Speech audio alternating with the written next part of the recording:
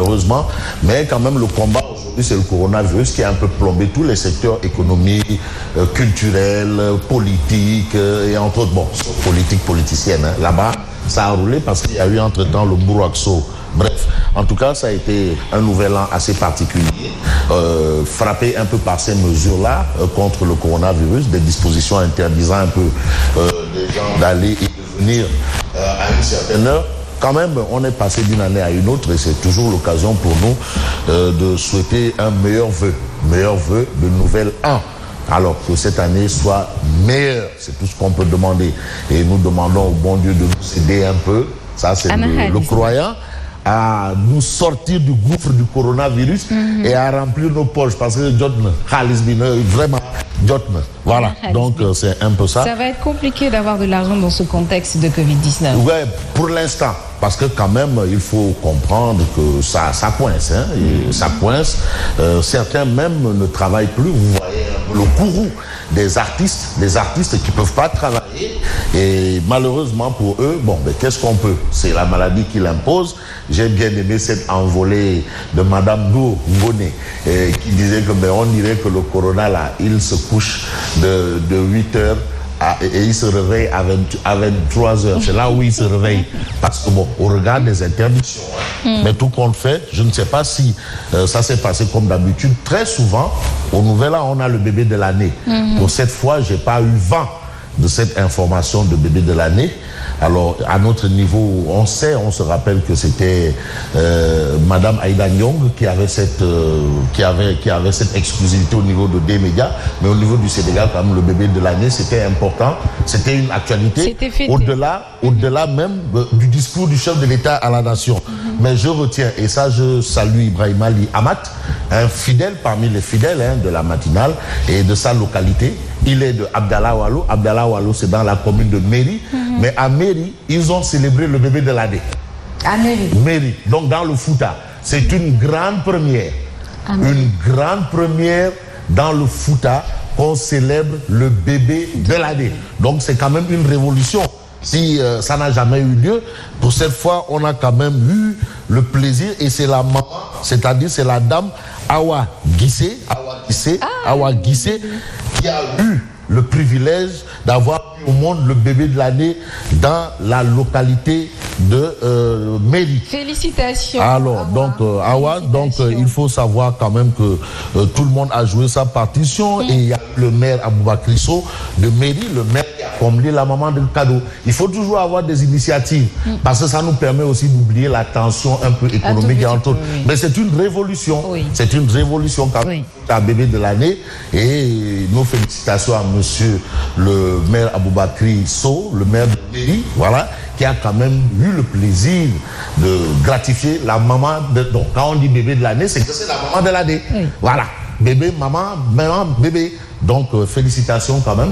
Espérons que la prochaine fois ce soit une autre personne, mais pour l'instant, Méry s'est signalé dans le Fouta pour désigner le bébé de l'année. Merci beaucoup. Voilà, avec beaucoup de cadeaux. Hein, merci beaucoup de cadeaux. Merci beaucoup. Vous êtes revenu là-dessus. Les gens même avaient oublié tout ça à cause justement. Mais non, mais le rôle de ça. D'oublier justement qu'il y a le bébé de l'année. Mais vous savez, alors qu'il y a le bébé de l'année. C'est le rôle aussi du journalisme. Les faits. Parce que nous nous appuyons sur les faits.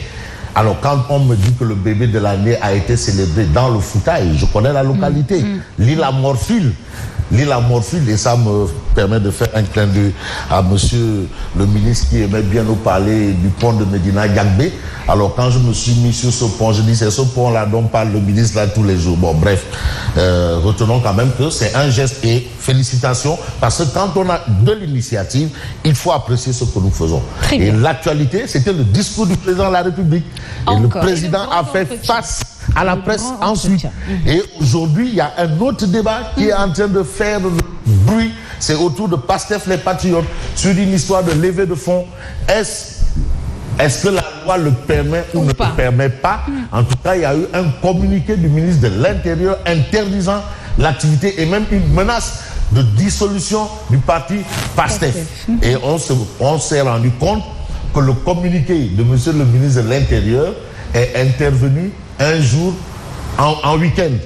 alors que le week-end, l'administration ne travaille pas. C'est vrai aussi. Bon, peut-être qu'il y a de nouveau, avec le Covid, il y a peut-être les horaires de l'administration qui ont dû changer entre temps. C'est une grande équation. De toute façon, on va mettre les pieds dans le plat. En tout cas, de toute façon, nous allons y revenir. Hein. Mais bien entendu, c'est l'actualité. Notre rédaction, et on va certainement traiter ce sujet ici sur le plateau tout à l'heure avec l'essentiel. Absolument. Voilà. Alors, on peut passer aux activités. Merci, MD. On y va. Alors, MD qui nous gratifie un peu d'un fait, c'est la tribune. Et aujourd'hui, à la une de la tribune, on a Maître El Hadji Diouf. Lénine, grand révolutionnaire. C'est un révolutionnaire, Maître El Hadji Diouf, Lénine. Alors, grosse révélation de Maître El Hadji Diouf. Et on l'a à la une de tribune. Maître El Hadji Diouf de révéler que Macky nous a dit qu'il ne veut pas d'élection jusqu'en 2024. Si on se réfère à la logique de Lénine, on peut comprendre aisément, je dis bien aisément, que législative au local, ça n'aura pas lieu. Donc, en tout cas, on retient ça à la une de tribune et c'est la sortie de Maître El Hadji Diouf. Et puis, redevance ARTP que les télés n'ont jamais payé. Et aujourd'hui, la tribune veut savoir. Parce qu'aussi, il ne suffit pas de s'arrêter à Sen TV, aux télés privées. Mais aujourd'hui, la tribune de dire si Sen TV doit 1 milliard, mais combien doivent la RTS, TFM, 2S et les autres? Il faut qu'on sache parce que là, l'information doit être rendue publique. Ah oui, qu'on dise, voilà, X doit tant, Y tant, Z tant, parce que c'est l'argent public. Quand même, on parle de redevance, d'accord, mais qu'on indique clairement, aisément, nettement, combien doivent la RTS, TFM, 2S et les autres? Voilà, c'est une question aujourd'hui, bien entendu, du journal Tribune. Et puis, on parle justement de levée de fonds et menace de dissolution du parti PASTEF les Patriotes. Sonko, première cible de Félix Diome. Donc, bien entendu, Tribune se rend compte que Sonko est la première cible de Félix Diome. Cible pourquoi? Qu'est-ce que Sonko a fait? Est-ce que ce que Sonko a fait est contre la loi? Bien entendu, on peut essayer de voir ce que nous livre Walf Quotidien. Et puis Walf Quotidien de titrer levée de fonds pour le financement de son parti, bien entendu. Et quand Macky refuse à Sonko sa vieille recette. En d'autres termes, Macky était habitué des faits. Lui-même a fait comme Sonko pour avoir des sous, financer son parti, les activités de son parti. Et entre autres, parce qu'on sait que la construction du siège de la paix, on est passé par là. Je me souviens aussi, c'est Macky Sall qui a été la cheville ouvrière de la construction du siège du PDS. Ah oui, en tant que directeur de campagne. Le siège du PDS. Macky Sall. C'est lui. Et aujourd'hui aussi, on a vu ce qui s'est passé avec le siège, bien entendu, de l'APR. C'est ce qu'on a aujourd'hui. Et puis, hausse du prix de l'huile, le sale cadeau du nouvel an. Donc, il y a une hausse du prix de l'huile en perspective. Et aujourd'hui, Walf Quotidien considère que c'est le sale cadeau du nouvel an. Et puis, taux de croissance en 2019. Certains vous diront que oui, la croissance ne se mange pas. D'autres vous diront oui, elle se mange. Croissance, on mange la croissance. Aujourd'hui, on nous dit que l'ANSD, l'Agence nationale de la statistique et la démographie, rétorque les chiffres du gouvernement. Alors le gouvernement a ses chiffres, l'ANSD a ses chiffres. Donc, c'est toute une bizarrerie. Et puis l'autre bizarrerie qu'on peut retenir gravite un peu autour de l'information que nous livre, bien entendu, le journal Réumi. Financement des partis politiques, Antoine Diome menace de dissoudre PASTEF, les Patriotes. Ça, c'est ce que révèle, bien entendu, quel journal? Eh bien, le journal Réumi Quotidien. Les vérités d'Assane Diomandjaye. Assane Diomandjaye, qui est un droit de l'homiste reconnu, réputé, et entre autres, bon, de toutes les façons, c'est le clair-obscur autour, justement, de ce sujet, quand même, qui est en train de prendre, qui a pignon sur rue. Mais on a une autre information. L'information nous vient de Marie Théoniane. Marie Théoniane qui est le PCA de Petroson Holding, qui déclare le président a fait un discours d'optimisme. L'optimisme, contrairement au pessimisme, un discours d'optimisme. Ça, c'est un peu le décryptage du discours du président de la République. Et dans le journal, Marie Théo a dit clairement que ses ambitions pour être maire de Saint-Louis ne changeront pas. Demeure et reste, quelle que soit la date, quel que soit le moment, il sera toujours Marie-Théo Pythagore. Lui, il va faire face clairement et nettement à Goro National. Il demeure et reste Pythagore dans ses ambitions pour la mairie de Saint-Louis. Donc, va-t-il utiliser le théorème de Pythagore ou celui de Thalès? Il n'y a que deux théorèmes. en attendant de voir, on s'intéresse rapidement à quel journal? Eh bien entendu, au journal L'Observateur, l'Obs. Financement des partis politiques, État, PASTEF, les dessous de la guerre. Il s'agit pour L'Observateur, l'Obs, de nous livrer que les risques d'ingérence, la loi et la traçabilité des fonds. Parce que quand même, quoi qu'on dise, il faut dire les choses telles quelles. Un parti politique, mais c'est une organisation privée reconnue par l'État. Et les partis politiques vont au ministère de l'Intérieur. Donc maintenant, l'argent des partis, parce que l'argent aussi peut venir des djihadistes. Ah oui, les djihadistes, les lobbies. Parce qu'il y a les lobbies qui financent les partis. Les lobbies. Je n'ai pas cité un lobby. Les lobbies, les djihadistes, ils peuvent financer les partis politiques. Donc il faut qu'on sache d'où vient l'argent. Ça vient d'où? Bon, est-ce que c'est logique ou bien c'est légal de procéder ainsi en rappelant à Sonko, en tout cas Antoine, vers une escalade entre le parti de Sonko et le ministère de l'Intérieur? C'est ce que retient bien entendu l'Observateur, l'Obs. Et puis quand on voit un peu ce qu'on peut lire avec l'As quotidien est révélé, Macky freine Sonko. Ça c'est le titre de l'As quotidien ce matin. Et puis on a Enquête quotidien qui considère que c'est l'État qui voit rouge.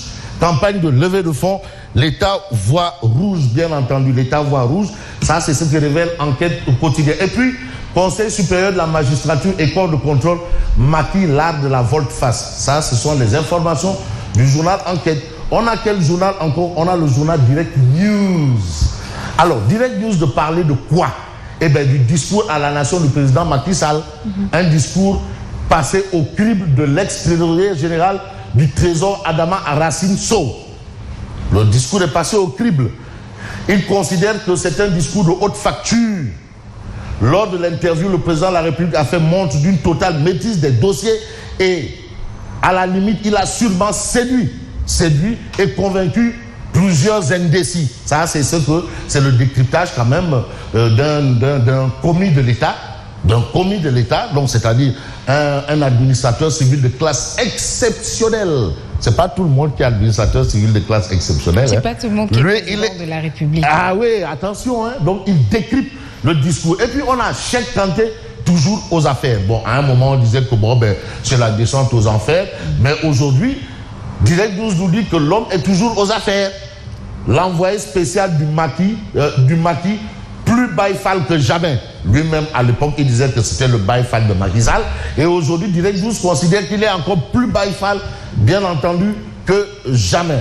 Et puis, on peut essayer de nous intéresser à une information qui, probablement, va aussi vous intéresser. C'est celle, bien entendu, du journal Libération.